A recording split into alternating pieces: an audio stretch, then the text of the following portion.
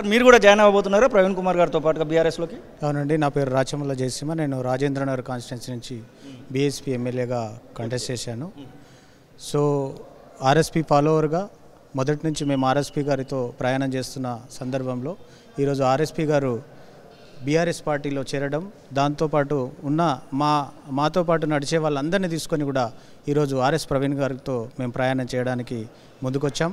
అదేవిధంగా ఆర్ఎస్ ప్రవీణ్ కుమార్ గారు ఎప్పటికైనా కూడా బహుజనుల బాగు కోసమే ఏ నిర్ణయమైనా తీసుకుంటారన్నది మేము బలంగా నమ్ముతా ఉన్నాం.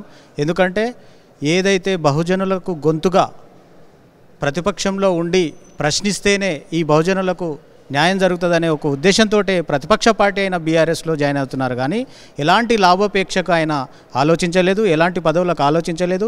మీరు అన్నట్టు నిజంగానే పార్లమెంటు ఎంపీ సీటు కోసమే అయితే అదే కాంగ్రెస్ ఆఫర్ ఇచ్చిందని మీరే అంటున్నారు.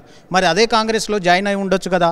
ఎందుకంటే ఆయనకు పదవుల మీద కాంక్ష లేదు, ప్రజల పక్షాన గొంతుకగా మాట్లాడాలనే ఒక కృతనిశ్చయంతో ఆయన బీఆర్ఎస్ పార్టీలో ఈరోజు జాయిన్ అవుతా ఉన్నారు. నేను బహుజన సమాజం అంతా కూడా దీన్ని హర్షిస్తుందని మేము నమ్ముతా ఉన్నాం. ఖచ్చితంగా రాబోయే రోజుల్లో బహుజన సమాజం మొత్తం ఆర్ఎస్ ప్రవీణ్ కుమార్ గారి వెంటనే నడుస్తుందని మేము బలంగా నమ్ముతా ఉన్నాం. మేము అదే నిర్ణయానికి కట్టుబడి ఉన్నాం.